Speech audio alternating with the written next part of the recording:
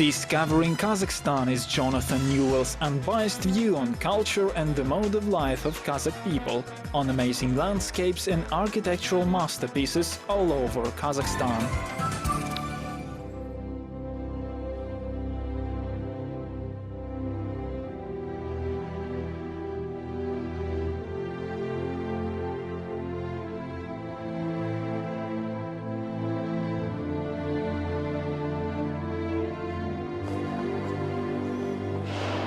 This year, the whole of Kazakhstan is celebrating the 550th anniversary of the Kazakh Khanate.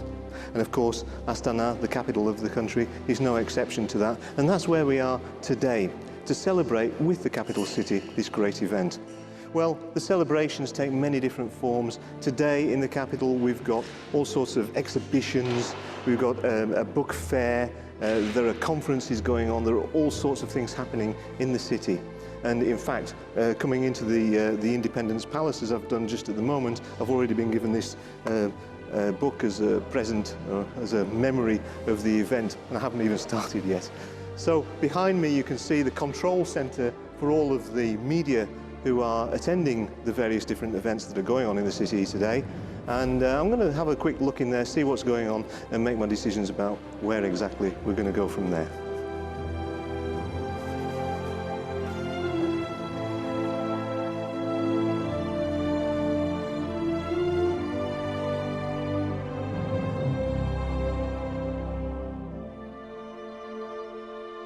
The journalists here, they get all of their information, then transmit it out to the various publications. There's a lot of excitement about this event because it's a big, big step in Kazakhstan's history, and one that could determine from the conferences that are taking place at high levels the future of the government and the future of the country's direction. So I can assure you that there's an awful lot of interest here.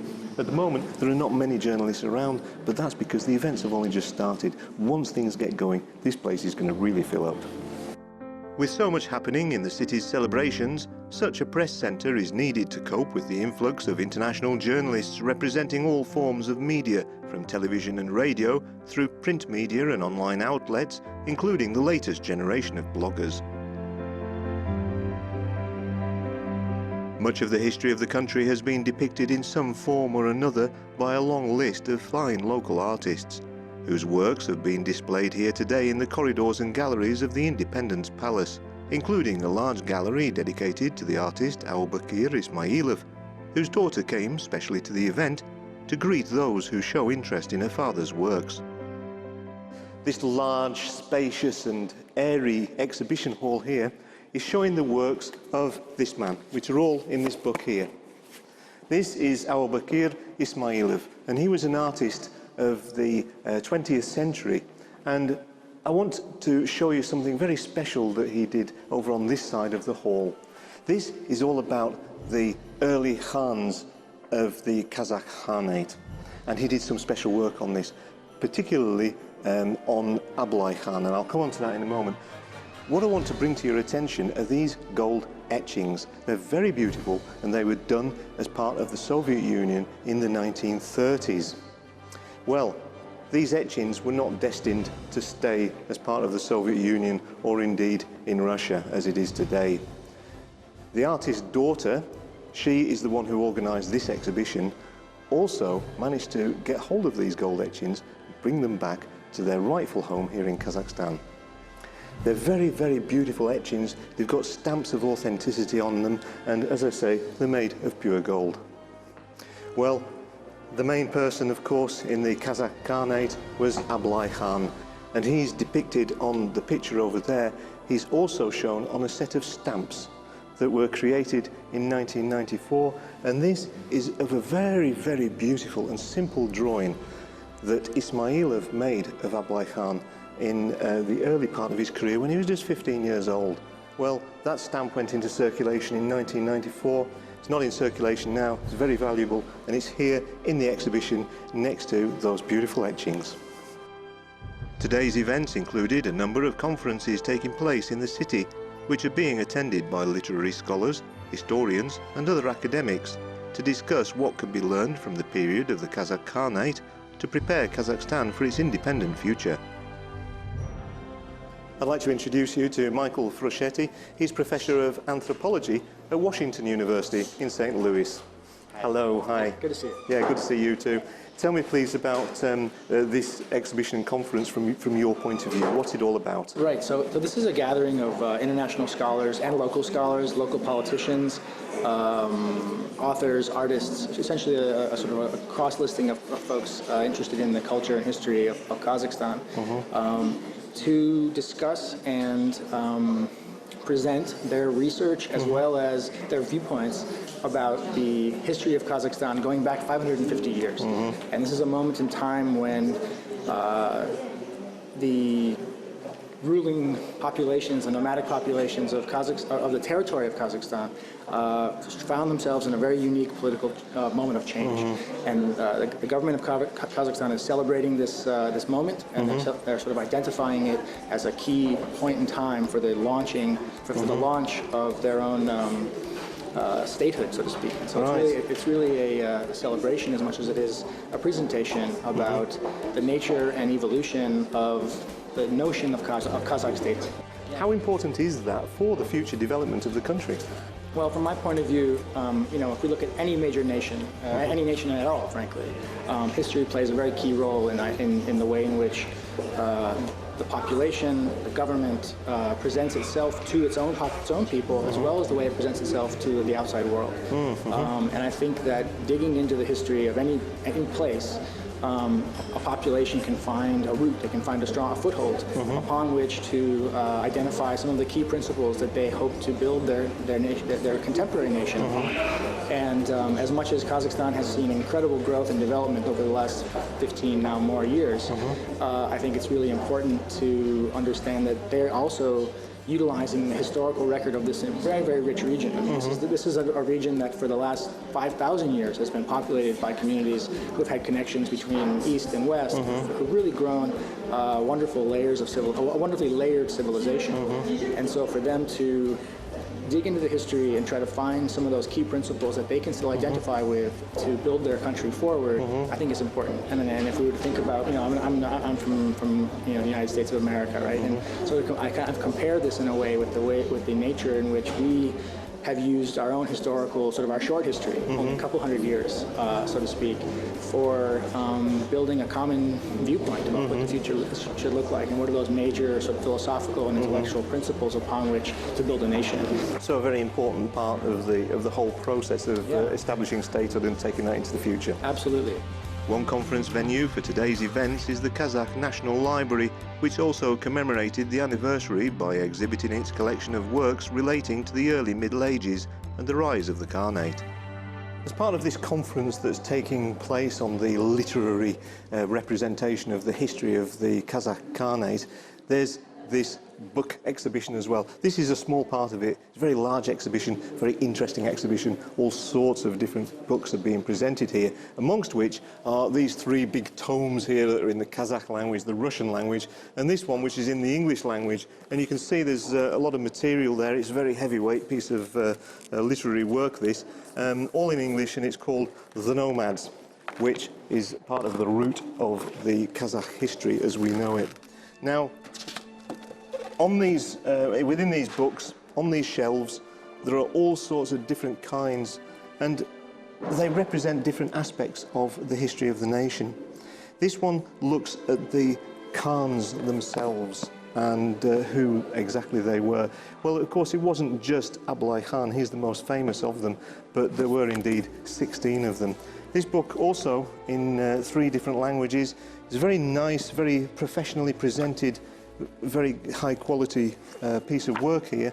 And what does it actually say about the Kazakh Khanate?